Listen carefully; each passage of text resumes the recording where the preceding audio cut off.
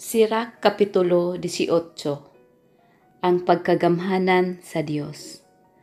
Ang Ginoo nga buhi hangtod sa kahangturan mao'y nagbuhat sa tibuok universo, ug siya lamang gayud ang matarong. Wala siya maghatag kang bisan kinsa sa igo nga gahom aron pagsaysay unsa ang iyang nabuhat, ug walay makasusi niini sa hingpit gayud. Kinsay makasukod sa iyang harianong gahom? Kinsay makasaysay sa tibuok nga sugilanon sa iyang maluluy-on nga mga buhat? Dili kita makadugang niini, dili kita makakunhod niini. Dili gayud matukib ang kahibulungang mga butang nga nabuhat sa Ginoo. Nagtuo kita nga nakaabot na kita sa katapusan, apan nagsugod pa lamang diay. Sa panahon nga muhunong kita, maglibog kita. Ang tawo walay hinungdan. Unsa ba ang tawo? O unsay kapuslanan niya? Ang maayo nga iyang nabuhat, ang dautan nga iyang nahimo. Unsa may kahulugan niining tanan? Kung ang usa ka tawo makaabot sa edad nga usa ka gatos ka tuig, nakabaton siya og taas nga kinabuhi labaw sa kasarangan. Apan kung itandi kini sa tibuok nga eternidad, kining mga tuiga daw usa lamang katulo sa tubig diha sa lawod ug sama sa usa ka lugas nga bunbon. Mao kini ang hinungdan ngano nga ang Ginoo hilabihan ka mapailubon kanato. Ngano nga dako kaayo ang iyang kaluoy. Nagtan-aw siya kanato ug nahibalo siya nga kita silutan sa kamatayon, ug mao kini ang hinungdan ngano nga andam gayud siya nga mopasaylo kanato.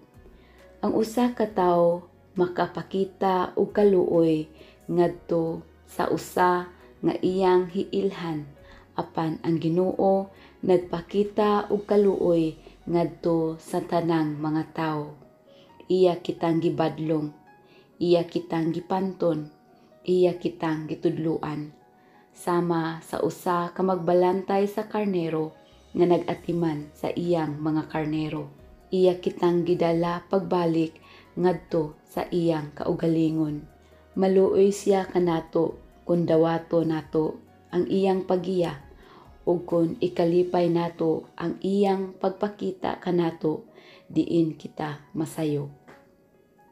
Kaluoy o gugma. Anak, kung tabangan mo ang usa ka tawo, ayaw siya pagkasab-i dungan niini. Sa paghatag nimo og usa ka gasa, ayaw pagsulti bisan unsa nga makasakit. Ang imong mga pulong mas bililhon kaysa imong gihatag, sama sa yamog nga maghatag og diyutay nga kabugnaw sulod sa hulaw. Oo, ang maayo nga mga pulong labaw pa ka mabungahon kaysa labing maayo nga mga gasa, ug kung tinuod gayud ikaw nga manumbaling, ihatag nimo ang duha. Binuang ang pagkawalay kaluoy o pagpang-insulto. Walay mga mata nga mosidlak tungod sa usa ka gasa nga imong gihatag uban sa bug-at nga buot. Pag-usisa sa kaugalingon.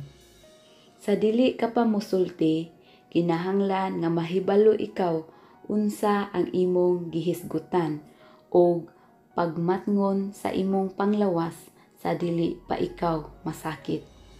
Usisaha ang imong konsensya sa dili ka pa hukman sa Ginoo. Unya, kung moabot na kanang panahona, pasayloon ikaw niya. Pagpaubos sa imong kaugalingon sa dili pa ikaw silutan og sakit. Kung makasala ka, paghinulsol. Kung maghimo kag usa ka saad ngadto sa Ginoo, tumana kini sa labing madali. Ug ayaw paghulat hangtod nga hapit ka na mamatay. Apan sa dili ka pa mohimo sa maong panaad, pag-andam sa pagtuman niini. Ayaw pagsulayi ang pailob sa Ginoo. Huna-hunaa, buot ba ikaw nga masuko siya kanimo sa adlaw sa imong kamatayon? Inig atubang nimo sa iyang hukmanan, buot ba ikaw nga talikdan niya? Kung anaa kanimo ang tanan nga imong gikinahanglan, huna-hunaa unsa ang bation sa usa ka tawo nga gigutom, unsa ang pagkakabus.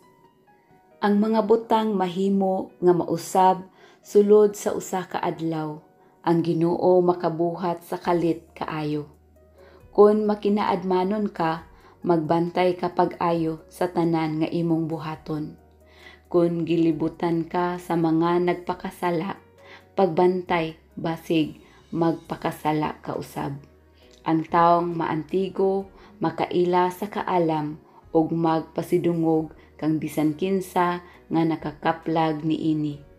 Kung mahalon mo ang mga maalamong pulong, inig kadungog mo niini, mahimo kausab nga maalamon ug ang imong mga pulong mahimong tinubdan sa kaalam alang sa uban. Ang pagpugong sa kaugalingon. Ayaw pagpagawong sa imong kailibgon. Hinuon pugni kini. Kung tugutan mo ang imong kaugalingon sa pagtagbaw sa tanan nimong kaibog, mahimo kang kataw-anan ngadto sa imong mga kaaway. Ayaw pagpatuyang diha sa luhong pagkinabuhi. Ang gasto niini makaut-ot kanimo. Ayaw himua ang imong kaugalingon nga usa ka makalilimos tungod sa pagpanghulam aron gastohon sa mga mahalon nga kumbira bisan wala kay igo nga salapi.